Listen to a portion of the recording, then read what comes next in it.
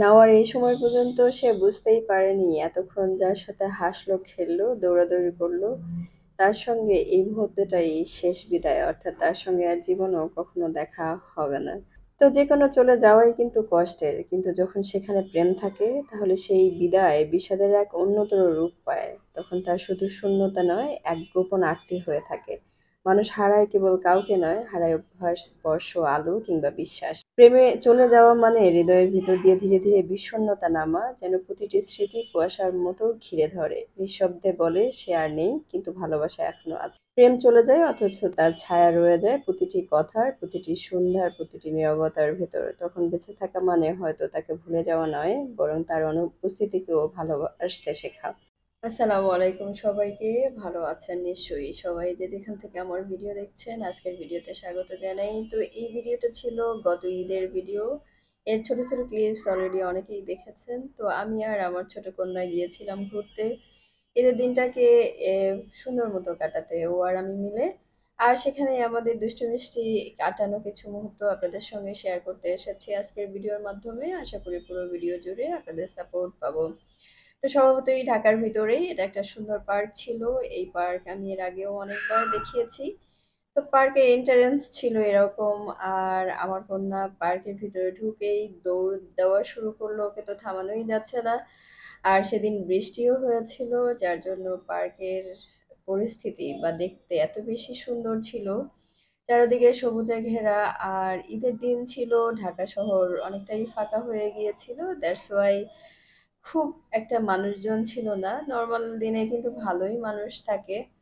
আমি প্রায় এই পার্কে যাই ওকে নিয়ে। সো সেদিনও গিয়েছিলাম। আর বরাবরের মতো এখানে ভালোই লাগছিল। এর মাঝে দেখি কিছু ছেলে, মেবি উপজাতি হবে ওনারা, তো গান করছিল। তো এখানে গিয়ে বসে গেলাম আমি আর আমার মেয়ে মিলে। অনেকক্ষণ বসে গান শুনলাম, ভাবছিলাম অনেকটা সময় এখানে থাকবো। কিন্তু আমার কন্যা কিছুক্ষণ শুনলো, শোনার পরে তার আর অস্থির অবস্থা।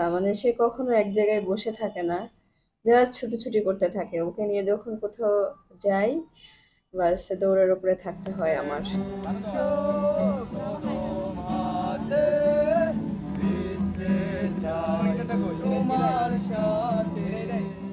ব্যাস এখানে 10 মিনিটের মতো হয়তো বুঝতে পেরেছিলাম। কয়েকটা গান ওদের শুনলাম, ভালোই লাগছিল।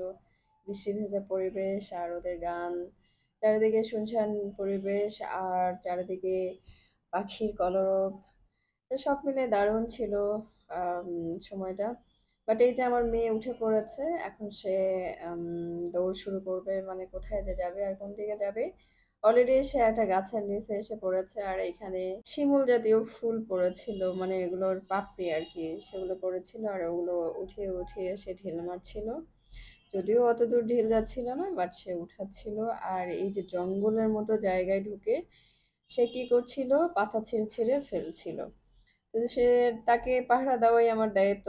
সো আমি ওখান থেকে ওকে টেনে টেনে নিয়ে আসার চেষ্টা করছি, কিন্তু কোনোভাবেই আসছে না। তো আমি ওর রং ঢং আর তামাশা দেখছি, খেলছিল সে। এছাড়া ঈদের দিন ছিল, তাই খুব বেশি কিছু শাসন করারও ছিল না, কারণ তাকেও স্পেস দিতে হবে, সে একটা জায়গায় ঘুরতে এসেছে। এর ফাঁকে দিয়ে আমি ভাবলাম যে আমি কেন বসে থাকি, তো আমি কিছু ছবি ভিডিও নেওয়ার চেষ্টা করছি। আবার গাছগুলোতে ফল ধরেছিল, আর এগুলো একেবারে নিচেই ছিল।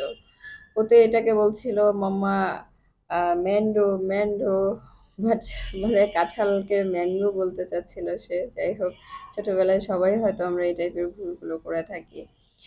তো ওর পিছে পিছে হাঁটতে হাঁটতে নিজেরও কিছু ছবি ভিডিও করছিলাম। শখ তো সবারই আছে, তাই না? শখ ছাড়া কি আর জীবন চলে? তো এই যে আমার কন্যা, দেখেন কত দুষ্টুমি করছে। এরপরে তার ঘড়ি খুলে যাচ্ছে, আমাকে বলতেছে ঘড়ি ঠিক করে দেওয়ার জন্য। তো আমি ঘড়িও ঠিক করে দিচ্ছিলাম।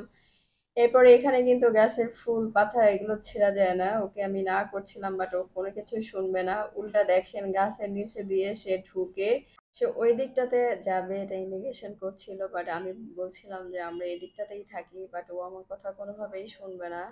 আমি যতই ওকে না করছিলাম, বাট ও ওই দিকটাতে ভোর দৌড় মারলো। আর আমার কি করা, আমিও পিছে পিছে দৌড় দিচ্ছি ওর। তো এদিকটায় আসতে আসতে সে রাস্তায় হাঁটতে হাঁটতে আর একটা ওই সুন্দর মেয়েটাও হাঁটছিল। তো ওর সঙ্গে ওর দেখা হয়ে গেল, আর কয়েক মুহূর্তেই ফ্রেন্ডশিপ হয়ে গেল। তো আমি ওদের ফ্রেন্ডশিপ ভীষণ রকম এনজয় করছিলাম।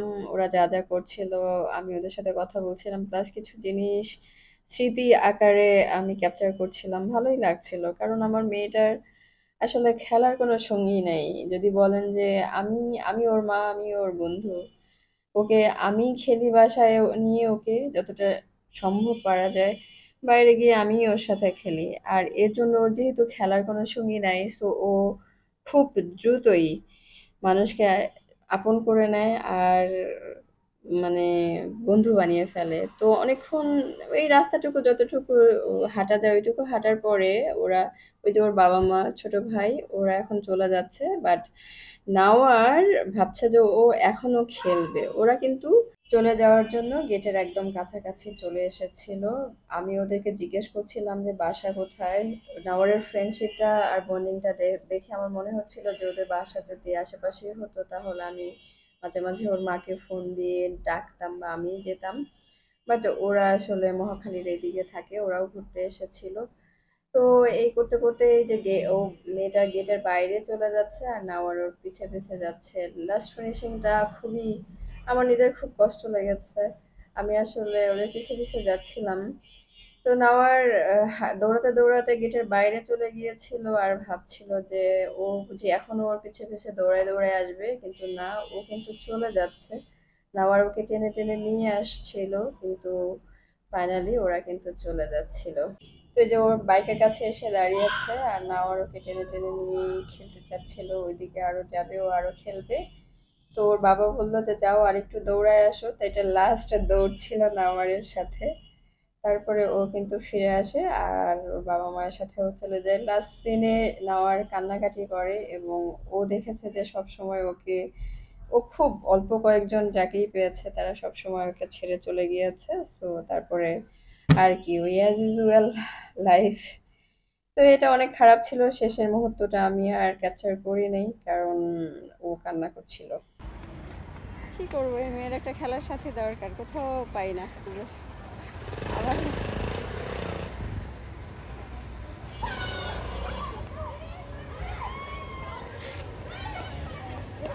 মা, ও তো আর যাবে না, ও চলে যাবে, ও চলে যাবে, ও চলে যাবে সোনামণি। মাম্মা, ও চলে যাবে, ও চলে যাবে।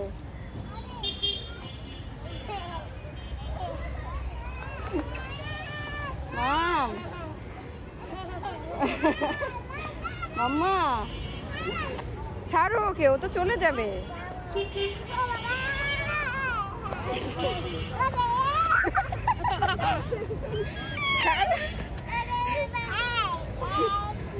ছাড়ো ওকে,